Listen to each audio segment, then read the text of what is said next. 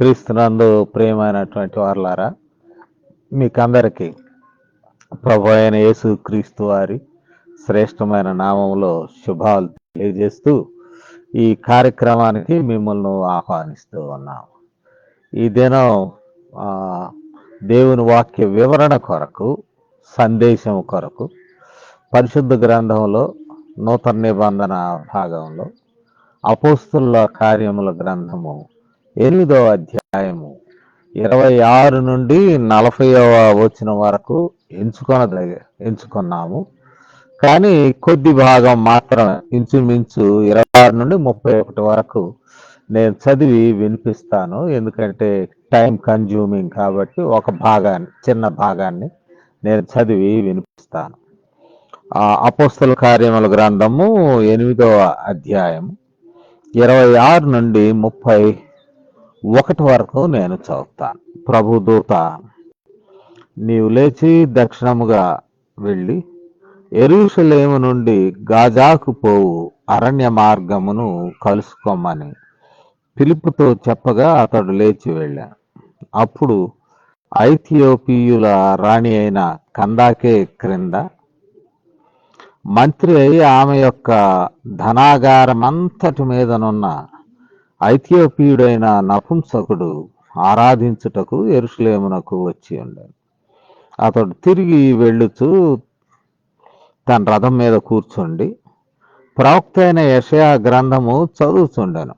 అప్పుడు ఆత్మ ఫిలిప్పుతో, నీవు ఆ రథము దగ్గరకు పోయి దాన్ని కలుసుకొనుమని చెప్పాను.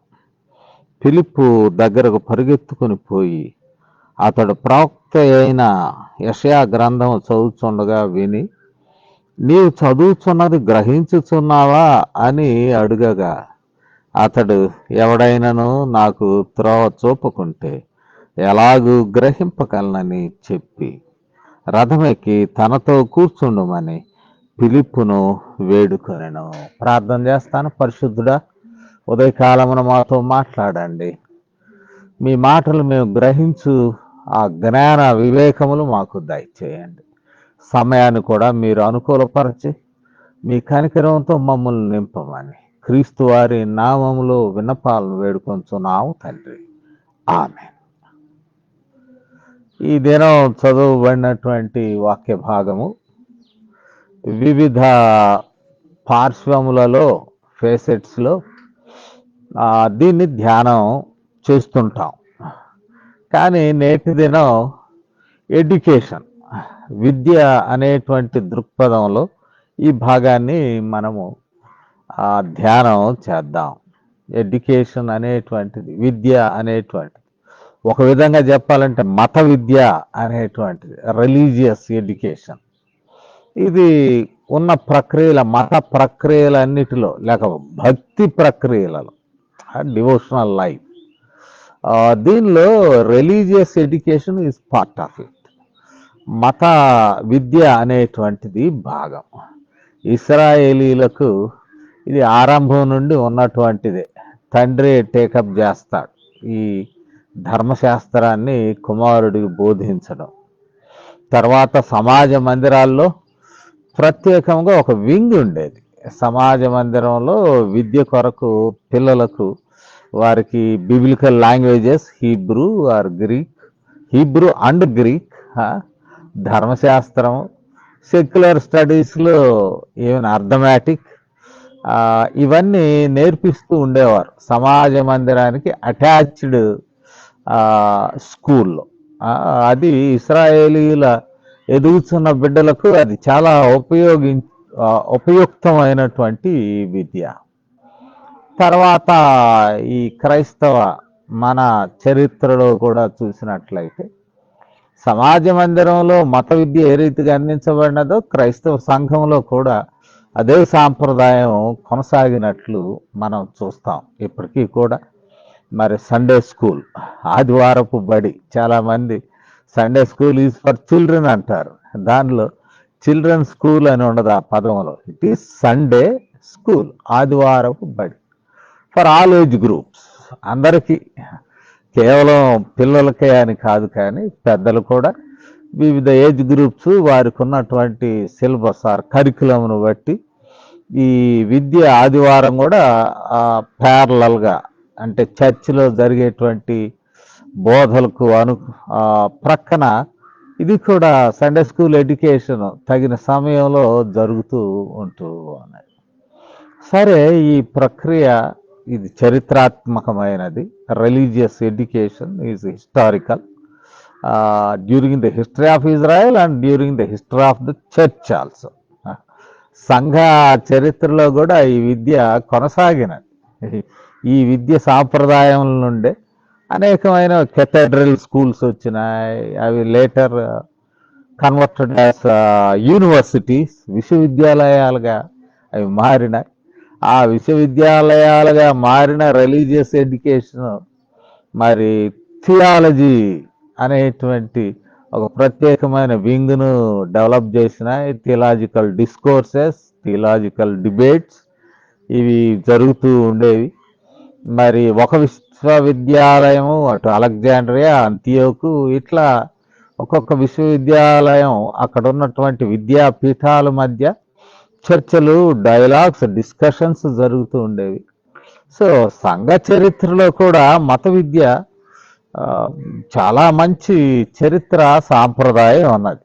అయితే నేటి దినాల్లో విద్య అనేటువంటి దాన్ని ప్రత్యేకంగా మనం చూడటం లేదు. కానీ ఈ చదవబడినటువంటి వాక్య భాగంలో ఈ విద్య అనే ప్రక్రియను మనం చూసినప్పుడు ఇక్కడ 3 విషయాలను మనం డివైడ్ చేసి చూడవచ్చు.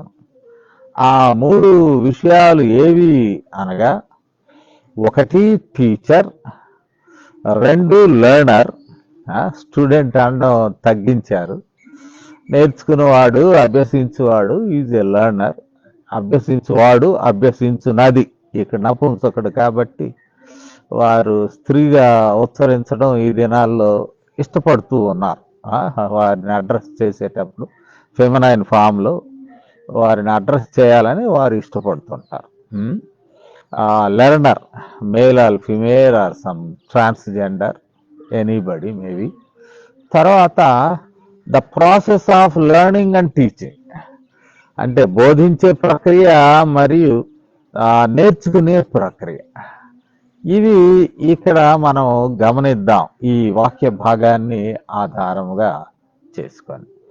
అందులో ఫస్ట్ టీచర్ని ఆధునికంగా న్యూ ఎడ్యుకేషనల్ పాలసీస్లో ఫెసిలిటేటర్ అంటూ కూడా ఉన్నారు. ఎందుకంటే టీచర్, లెక్చరర్, ప్రొఫెసర్ ఇవన్నీ బ్యాంకింగ్ టైప్ ఆఫ్ ఎడ్యుకేషన్. నా తలలో చాలా జ్ఞానం ఉంది, దీన్ని మీ తలలోకి డిపాజిట్ చేస్తాను అనేటువంటి తత్వం అన్నమాట. అంటే ఈ లెర్నర్స్, నేర్చుకునేవారు లేక స్టూడెంట్స్, సాంప్రదాయ పదం, వీళ్ళు ఏమనుకుంటుంటారంటే మా గురువు గారి తలకాయలో ఆ బ్యాంకులో చాలా నిధులు ఉన్నాయి, మా తలకాయలోకి దాన్ని ట్రాన్స్ఫర్ చేస్తారు అమౌంట్స్ అనే అభిప్రాయం. ఇది బ్యాంకింగ్ కాన్సెప్ట్. ఇప్పుడు బ్యాంకింగ్ కాన్సెప్ట్కు త్రిలోదకాలు ఇస్తూ ఉన్నారు. ఎందుకంటే త్రిలోదకాలు ఎందుకు ఇస్తూ ఉన్నారంటే it is not successful one. అంత మరి విద్యాభ్యాసంలో ఈ ప్రక్రియలో బ్యాంకింగ్ కాన్సెప్ట్ ఒక విధంగా ఫెయిల్యూర్ అని చెప్పవచ్చు. ఈ వాక్య భాగాన్ని మనం చూసినప్పుడు first we look at the teacher.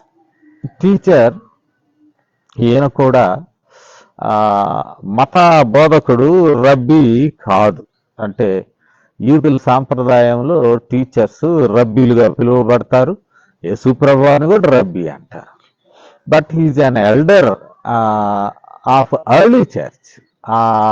ఆరంభ సంఘంలో ఈయన ఒక సంఘ పెద్ద. అపోస్తల కార్యంలో 6వ అధ్యాయంలో చూస్తే 7 పెద్దల్ని ఎంపిక చేయమంటారు అపోస్తలు, వారు బలల యొద్ద పరిచర్య చేయడానికి.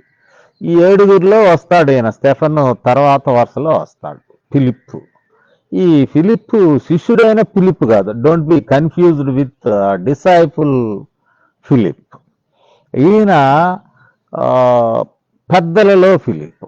సంఘములో పరిపాలన కొరకు బలల యొద్ద పరిచర్య చేయడానికి ఎంపిక చేయబడినటువంటి ఫిలిప్. యెరూషలేములో హింసలు వచ్చినాయి. అంటే ఈ అధ్యాయంలోని ప్రారంభ భాగంలో ఉన్నాయి. హింసలు వచ్చినప్పుడు అపోస్తులు అక్కడే ఉన్నారు, కానీ మిగిలిన వాళ్ళంతా వీరిని సువార్థికులను కూడా పిలిచారు, ఎవాంజలిస్ట్స్. వీరు పారిపోయినారు. అక్కడి నుంచి పారిపోవడం కానీ చెదరిపోవడం కానీ.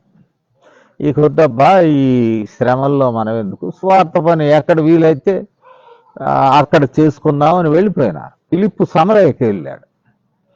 సమరయలో సువార్త బాగా ఫలించింది, వ్యాపించింది.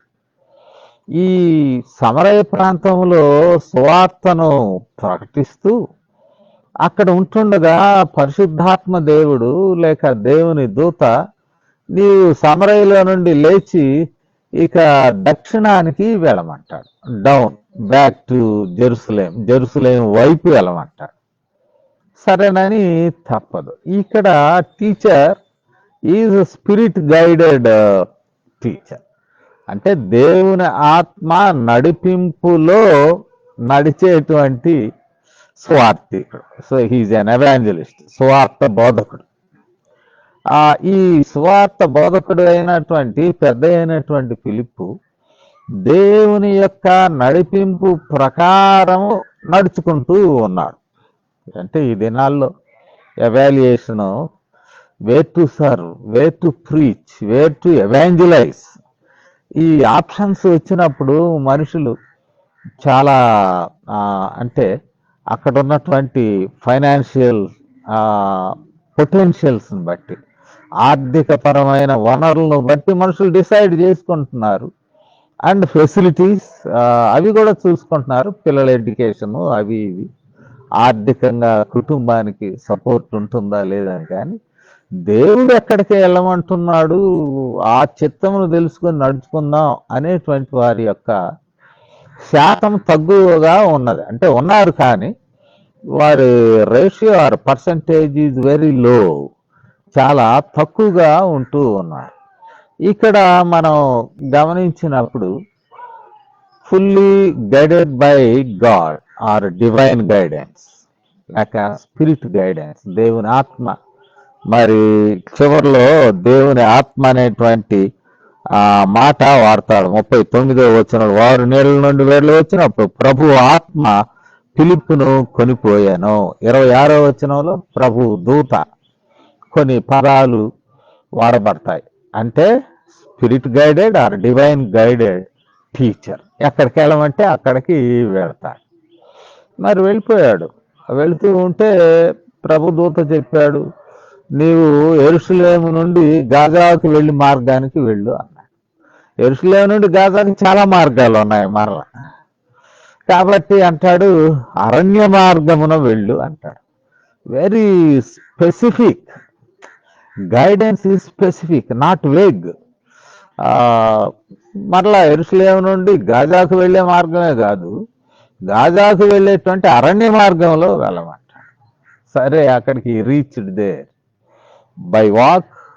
వి do not know the means of travel. ఎట్లా వెళ్ళాడో మనకు తెలియదు, కానీ అక్కడికి వెళ్ళాక అదుగదుగు రథం ఉన్నది, ఆ రథాన్ని కలుసుకోమంటాడు. హీ ర్యాన్, రథం దగ్గరికి పరిగెత్తాడు అనేటువంటి మాట ఇక్కడ కనబడుతూ ఉన్నది. అతడు లేచి వెళ్ళాను. వెళ్ళడం 30వ వచనం, ఫిలిప్పు దగ్గరకు పరిగెత్తుకొని పోయి. అంటే ఆ మీన్స్ ఆఫ్ ట్రావెల్ కూడా వెరీ సింపుల్, వెరీ హార్డ్. తాను కష్టముగా పరిగెత్తుకుంటూ వెళ్ళిపోయినాడు. సో టీచర్ అనేటువంటి ఆ హోదా లేక వృత్తి లేక ఆ ప్రక్రియ, teaching process is very difficult for the teacher. Teacher అప్పట్లో మా చిన్నతనంలో మా తల్లిదండ్రులు కూడా ప్రభుత్వ టీచర్స్. కానీ నాకు తెలిసి 125 రూపాయలు, మ్యాక్సిమం 150 ఆ చిన్నతనంలో వాళ్ళ జీతాలు అట్టుండేవి. నేటి దినమున ఆ రోజున ఏమనేవాళ్ళంటే బ్రతక లేక బడిపంతులు అనేవాళ్ళు. ఇప్పుడు అంటున్నారు బ్రతక నేర్చిన బడిపంతులు అంటున్నారు. అంటే వాళ్ళ స్కేల్స్ అట్లా పెరిగిపోయినాయి. వాళ్ళు ఎక్కువ కూడా what they give to the students అనేదాన్ని లెక్క వేసుకొని వారు రివ్యూ చేసుకోవడం లేదు, కానీ హౌ గవర్నమెంట్ స్కేల్స్ వాళ్ళని ధనికులుగా ఏం చేయగలదో దాన్నే చూస్తూ ఉంటారు.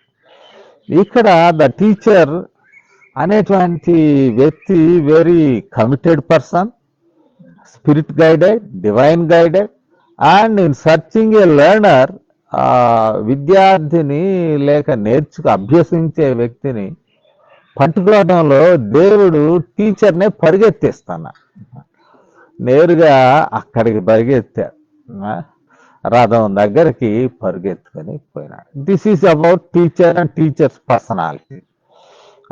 ద అదర్ సైడ్, రెండవది ఇటువైపు చూస్తే ద స్టూడెంట్ ఎవరు, మనం చదువుకునేటప్పుడే చెప్పుకున్నాం, ఏ ట్రాన్స్జెండర్, నపుంసకుడు. కాబట్టి నపుంసకుడైనటువంటి విద్యార్థి కొరకు దేవుడు ఇంత ప్రయాస చేస్తూ ఉన్నాడు. నపుంసకుడైనటువంటి విద్యార్థి he was a big officer. ఎందుకు అంటే రాణిగారి ఈ ఇథియోపియాలో లేక ఐథియోపియాలో రాణిగారి ట్రెజరీ, ఇక్కడ అంటాడు ఆమె పేరు క్యాండుసి అంటే కందాకే, అక్కడ ట్రెజరీ చూస్తున్నాడు. రాణిగారి వాసాలలో నపుంసకులనే పెడతారు, ఎందుకంటే ఉద్యోగస్తులు పురుషులను పెట్టరు, నపుంసకులు లేక స్త్రీలు. కాబట్టి సహజంగానే ఈయన ఉద్యోగ నిర్వహణలో నపుంసకత్వం కోరదగినది. కాబట్టి ఈయన నపుంసకుడు అయ్యి ఉన్నాడు, అంటే forcefully done or by birth మనకి తెలియదు. ఈయన నపుంసకుడై ఉన్నాడు, స్టూడెంట్ ఒక నపుంసకుడు. ఆయన బహుశా యెహోవా దేవుని గురించి ఐథియోపియాలో ఏదన్నా ఒక సమాజ మందిరంలో తెలుసుకొని ఉండవచ్చు. సమాజ మందిరాలు they are open for women, మరి ట్రాన్స్జెండర్స్, స్లేవ్స్, ఇలాంటి వాళ్ళందరికీ సమాజ మందిరం ప్రవేశం ఉన్నది. కావున ఇథియోపియాలో ఏదైనా యూదీయ సమాజ మందిరంలో యెహోవా దేవుని గురించి తెలుసుకొని ఉంటాడు. ఆయన నేరుగా ప్రయాణం చేసి యెరూషలేం దేవాలయానికి వచ్చాడు. ఇక్కడ మెయిన్ టెంపుల్ జెరూసలేం టెంపుల్లో మాత్రం వారికి ప్రవేశం లేదు, ఎందుకంటే నపుంసకులకు లేదు, స్త్రీలకు లేదు, అన్యులకు లేదు, బానిసలకు లేదు. Certain categories are not allowed, only male adult Jew can enter along with the priests. అక్కడ ఉన్నటువంటి యాజకులతో పాటు వయసు వచ్చిన సున్నతి పొందిన యూదీయ పురుషుడు లోపలికి వెళ్ళవచ్చు, మిగిలిన వాళ్ళు బయట కోర్ట్స్ బయట ఉంటారు. సో ద స్టూడెంట్ హియర్, ఈ జెరూసలేం మెయిన్ టెంపుల్ కూడా హీ హ్యాస్ నో యాక్సెస్. ఒక సమయంలో ఈ దేశంలో మరి ఎడ్యుకేషన్కి యాక్సెస్ లేకుండా కొన్ని కులాల వారిని పెట్టినారు, ఆ దినాల్లో లేదు. Until missionaries, Christian missionaries entered into this land, especially Protestant missionaries, Christian missionaries, Protestant శాఖల వారు ఈ దేశంలోకి వచ్చేంత వరకు విద్యా విషయాల్లో చాలా పోరాటాలు జరుగుతున్నాయి. స్త్రీ విద్య ఇంకా చాలా కఠినమైనటువంటి విషయం. స్త్రీలు ఇంట్లోనూ, ఆ ఇంట్లో కూడా పరదాల వెనక వారి యొక్క జీవితం నియంత్రించబడి ఉండేది. కానీ విద్య మిషనరీలు ఈ దేశంలో తీసుకొచ్చినప్పుడు చాలా మేలు చేశారు. విద్యాభ్యాసమునకు అవకాశం ఇచ్చారు అందరికీ, ముఖ్యంగా పేదలకు, యాక్సెస్ లేని వారికి. దాంతోపాటు ఇంగ్లీష్ విద్య కూడా they have introduce. Now the discussion is going on about English education. It's a global language. ఒక వ్యక్తిని మరి లోకంలోనికి తీసుకువెళ్ళడానికి అర్థమయ్యే అవసరమైనది ఇంగ్లీషే. చాలామంది అంటారు సంస్కృతం రాజభాష ఈ దేశంలో, కానీ సముద్రం దాటితే అది పనికిరాదు. ఇంగ్లీషే మనకు పనికొచ్చేటువంటి విద్య. ఇంగ్లీషు భాష మరి మిషనరీస్ ఇంట్రడ్యూస్ చేశారు, కాన్వెంట్స్ అని. క్యాథలిక్స్ కాన్వెంట్స్ దే కమర్షియలైజ్డ్, వారిని పక్కన పెడదాం. పేదలకు సర్వ్ చేసినది ప్రొటెస్టెంట్లు.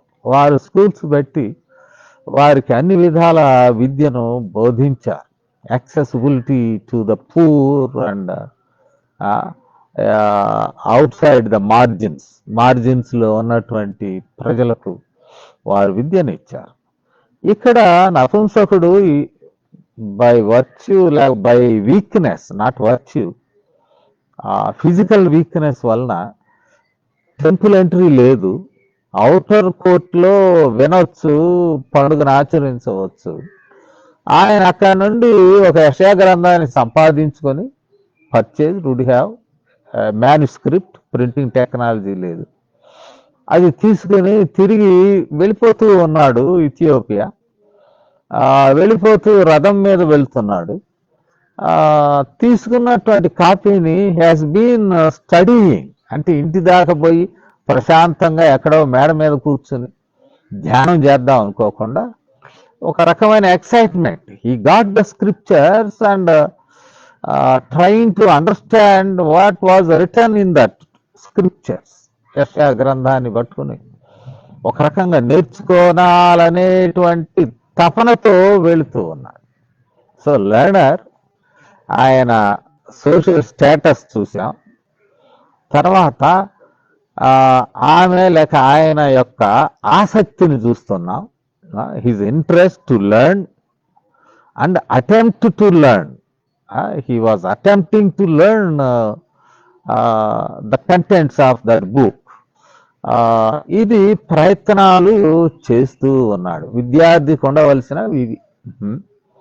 ఇప్పుడు పిల్లలను చిన్న వయసులో బలవంతంగా పంపించాల్సి వస్తుంది. వారికి ఇంట్రెస్ట్ క్రియేట్ చేయడం అనేది పాఠశాలలో కొంచెం తక్కువగా ఉంటుంది. పిల్లవాడు ఇంట్లో గోల్ చేయాలి, నేను వెళ్తాను బడికి వెళ్తాను అని అనాలి, కానీ నేను వెళ్ళను అంటే ఎడ్యుకేషన్ సిస్టంలో ఏదో కొంచెం ల్యాప్సెస్ ఉన్నాయి. To create interest to the students, వారు ఇంట్లో కన్నా అక్కడే మేలు అనే అభిప్రాయంతో వాళ్ళు వెళ్ళగలిగి ఉండాలి. అక్కడ ఆ ఆసక్తి ఎప్పుడైతే జనరేట్ అవుతుందో దేవుడు ఆశీర్వదిస్తాడు. ఇక్కడ మరి ఈయనకున్నటువంటి నేర్చుకోనాలనేటువంటి ఆసక్తి ఈ వ్యక్తిలో ఉన్నది. This is about the learner. ఇక ఎడ్యుకేషన్ ప్రాసెస్ చూద్దాం. మనం గమనించినట్లయితే ఈ ఎడ్యుకేషన్ ప్రాసెస్ లో జరుగుతున్నది ఏమిటి అని అంటే, నేను మొదటగా చెప్పాను ఆసక్తి, ఇంట్రెస్ట్. ఆసక్తి ఏమిటి అని అంటే నేర్చుకోనాలనేటువంటి ఆసక్తి అండ్ అటెంప్ట్ టు లెర్న్, తాను నేర్చుకొనడానికి చేయుచున్న ప్రయత్నం. టుడే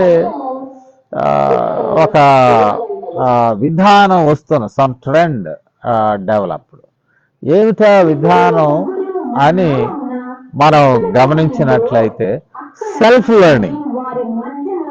అంటేనే చాలా మంది డిస్టెన్స్ లెర్నింగ్, డిస్టెన్స్ మోడ్. థియాలజీలో కూడా చాలా మంది నన్ను అడుగుతుంటారు, డిస్టెన్స్ మోడ్ ఉందండి అంటారు. అక్కడ కూడా మేము కొన్ని కాంటాక్ట్ ప్రోగ్రామ్స్ పెడుతూ ఉంటాం. ఈ డిస్టెన్స్ లెర్నింగ్లో కాంటాక్ట్ ప్రోగ్రామ్స్లో టీచింగ్ చక్కగా జరుగుతుంది. మరలా వీళ్ళే అంటారంటే, నోట్స్ ఉంటే ఇవ్వండి సార్, ఇంటికి వెళ్ళిపోతాం అంటారు. అంటే they are not able to spend at least a week or 2 weeks in an academic year. Notes దొరికితే ఇంటికి తీసుకెళ్ళి చదువుకుంటాం. No, you need guided reading, తప్పదు. చాలా మందికి అది తెలియదు.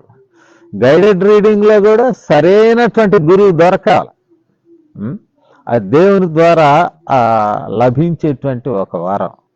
Self learning is okay, but you do not know the methodology of learning of A particular subject. తీసుకున్న అంశమును నేర్చుకునేటువంటి పద్ధతి ప్రత్యేకంగా ఉంటుంది. అది టీచర్స్కు మాత్రమే తెలిసి ఉన్నది. ఇక్కడ మనం చూసినప్పుడు teacher met the student or learner, understood that the student is trying to learn something from the scriptures. యెషయా గ్రంథాన్ని చదువుతా ఉన్నాడు, ప్రయత్నం జరుగుతూ ఉన్నాయి. టీచరు సూటి ప్రశ్న వేశాడు, నువ్వు చదువుతున్నది నీకు అర్థం అవుతుందా అనేటువంటి మాట. 30వ వచనం చివరి భాగం, నువ్వు చదువునది గ్రహించుచున్నావా అనేటువంటి ప్రశ్న వేయడం మనం చూస్తాం. నువ్వు చదువుతున్నది గ్రహించుచున్నావా? Very valid question from the teacher side or facilitator side. ఒక ప్రశ్న వేసినప్పుడు ఇక్కడ ఉన్నటువంటి మరి లెర్నర్ నపుంసకుడు హీ ఎక్స్ప్రెస్డ్ హిజ్ ఇగ్నోరెన్స్. నేను చదువుతున్నాను కానీ maybe Greek version of Isaiah, కాబట్టి ఆయన చదువుతూ ఉండవచ్చు, ఉంటున్నాడు కానీ అర్థం కావడం లేదు, ఏదో కొరత ఉన్నది. నేను చదువుతున్నాను కానీ కొరత ఉన్నది. కాబట్టి వెంటనే అంటాడు 31వ వచనంలో, ఎవడైనను నాకు త్రోవ చూపకుంటే ఎలాగూ గ్రహింపగలను. త్రోవ చూపాలి కదా అంటాడు. కాబట్టి need of a teacher God knows, దేవునికి తెలుసు. అలాంటి టీచర్ను అనుగ్రహించడానికి దేవుడు ఇష్టపడతాడు. Unfortunately pastors and preachers they are also teachers. ఇలాంటి వారిని సంఘాలు, ముఖ్యంగా అడ్మినిస్ట్రేషను, మన పార్టీకి అనుకూలంగా ఈ పాదిరి పనిచేస్తాడా అని చూస్తున్నారు. కానీ ఈయనలో బోధించేటువంటి పొటెన్షియల్స్ ఉన్నాయా? కమిట్మెంట్ ఉన్నదా? What kind of teacher he's, ఎలాంటి వాడు, మనకు బోధించగలడా? బోధించగలేటువంటి సామర్థ్యం ఉన్నదా అనేటువంటి విషయాలు మరి పరిశీలన చేసేటువంటి వారు కనపడడం లేదు నేటి దినాలు. అది విచారకరం. మన మాట వింటాడా? మన ప్రకారం నడుచుకుంటాడా? మన క్యాంపెయిన్ చేస్తాడా? ఎలక్షన్ వస్తే మన విషయం సభ్యులకు తీసుకెళ్తాడా? ఇవి ఈ ఎన్నికలు అంటే especially among Baptist churches, Baptist సంఘాల్లో ఎన్నిక స్థానిక సంఘస్థులు చేస్తారు.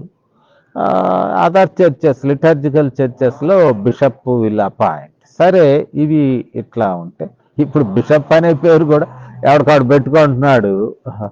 లిటర్జికల్ చర్చెస్లో ఉండేటువంటి ఆ ప్రివిలేజెస్ మనుషులకి, విశ్వాసులకు అర్థం కాకుండా సెల్ఫ్ డిక్లేర్డ్ బిషప్స్ చాలామంది ఉంటున్నారు. వారి విషయాలు నేను మాట్లాడటం లేదు. కానీ the credibility of a teacher మనం చెప్పుకున్నాం.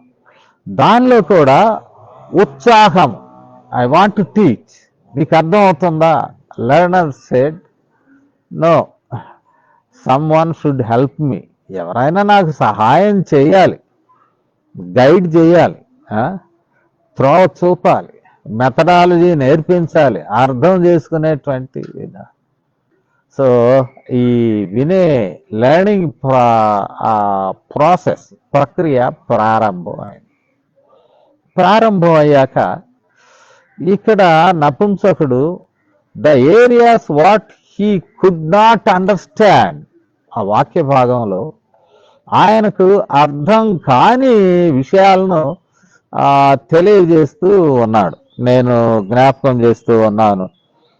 ఇక్కడ అంటాడు 32, అతడు లేఖనము చదువుతున్న భాగం ఏదనగా, ఆయన గొర్రెపిల్ల వలె వదకు తేబడను, బొచ్చు కత్తిరించు వాని ఎదుట గొర్రెపిల్ల ఎలాగో మౌనముగా ఉండను, అలాగే ఆయన నోరు తెరవకుండాను. ఆయన దీనత్వమును బట్టి ఆయనకు న్యాయ విమర్శ దొరకపోయాను. ఆయన సంతానము ఎవరు వివరింతురు? ఆయన జీవం భూమి నుండి తీసివేయబడినది. It is a narrative about suffering servant. శ్రమా సేవకుడు, ఎవరు శ్రమ పడుతున్నాడు అనే విషయం మనకు తెలియదు. కానీ శ్రమా సేవకుని గురించినటువంటి విషయాలు ఇక్కడ తెలియజేయబడుతూ ఉన్నాయి. ఈ శ్రమా సేవకుడు ఎవరు, ఏంటి అనేటువంటిది ఆయనకు అర్థం కావట్లేదు. ఎందుకు శ్రమ పడుతున్నాడు అమాయకంగా? What was the reason? ఎవరు ఈయన? కొన్ని ప్రశ్నలు కూడా అంటాడు 34వ వచనంలో. ఎవరి గురించి ఇలాగ చెప్పుచున్నాడు? తను గూర్చియా, వేరొకను గూర్చియా? అసలు who is the person, the suffering person, prophet himself are somebody else? ఎవరిని గురించి ఈ విషయం తెలియజేస్తున్నాడు అని అంటూ ఉన్నప్పుడు ఇక్కడ చెప్పబడినటువంటి మాట ఏమిటంటే, అతనికి 35వ వచనం, లేఖనమును అనుసరించి అతనికి యేసును గూర్చిన సువార్త ప్రకటించారు. So right kind of interpretation. Bible Protestant శాఖల వారు మరియు క్రైస్తవులు whole Bible, Old Testament and New Testament we keep in our hand, రెండింటిని కలిపిన పరిశుద్ధ గ్రంథము మనం తీసుకుంటాం. అంటే క్యాథలిక్స్ ఇది హోల్ బైబుల్ అంటారు, వాళ్ళు ఇంకా అప్రమాణిక గ్రంథాలను కూడా వారు పెట్టుకుంటారు. అప్రమాణికం అంటే ఫ్రమ్ ప్రొటెస్టెంట్ పర్స్పెక్టివ్. కానీ మనము బైబిల్ అంతను కూడా మనం ఏం చేస్తామంటే, క్రైస్తవ బోధకులు యేసుక్రీస్తు వారి దృక్పథంలో ప్రకటి